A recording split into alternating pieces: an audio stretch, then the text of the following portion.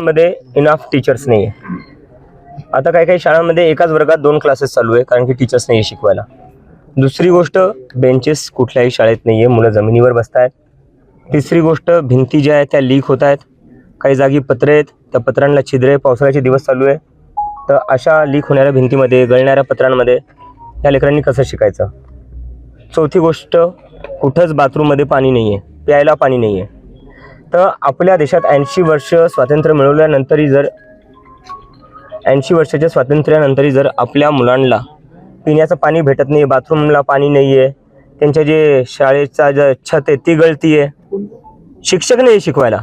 मी आता मुलांना जाऊन विचारलं तुम्हाला बनायचं काय? कोणी म्हणते डॉक्टर, कोणी म्हणते पोलीस, कोणी म्हणते कलेक्टर बनायचे. मग मी त्यांना बोललो की कसं बनणार? ते म्हणतात अभ्यास करू. आता मुलं तर अभ्यास करतील, पण त्यांना शिकवायला लागतील ना टीचर्स. शिकवायला टीचर्सच नाही तर मुलं कुठून अभ्यास करणार आहे? तर नुसत्या बेसिक सुविधाही देऊ नाही शकत आपण. सरकार काय दावे करते?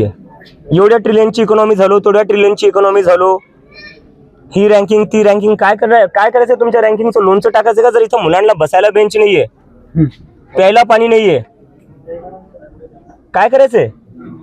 तर पूर्णपणे शिक्षणाच्या बाबतीत सरकार पूर्णपणे फेल ठरलेलं आहे. बऱ्याचशा गावकऱ्यांनी स्वतःहून स्वखर्चातून शाळा उभा केल्यात, त्या शाळा चालवत आहेत आणि ते सगळे हेच सांगतायत की आम्ही हे सगळं यामुळे करतोय कारण की आम्हाला आमच्या मुलांना शिकवायचंय. तर गाववाले स्वतःच्या खिशातून देणगी देऊन शाळा चालवत आहेत. सरकारकडून काहीच भेटत नाही, शासनाकडून काहीच भेटत नाही आहे. तर मग सरकार निवडतो कशाला आहे आपण?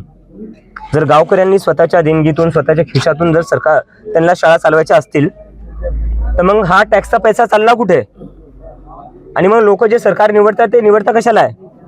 मंत्र्यांना हेलिकॉप्टरमध्ये फिरवण्यासाठी निवडून देत आहेत का त्यांना? एक तरी मंत्री तुम्हाला दिसतोय का शाळेत जाताना बघताना की मुलांना फॅसिलिटीज भेटत आहेत की नाही, चांगली आहे की नाही? यांना हे गाववाले निवडून देतात, हे नुसते हेलिकॉप्टरनी फिरतात, याच्यासाठीच निवडून दिलेले का? ह्या शाळा ठीक कोण करणार आहे? हे शाळा चांगल्या करायची जिम्मेदारी कोणाची आहे? बरोबर चालतायत की नाही याची जिम्मेदारी कोणाची आहे? जर सगळं गावकऱ्यांना स्वखर्चानेच करायचंय तर मग सरकार कशाला निवडून देतोय आपण? Bureau report HN network.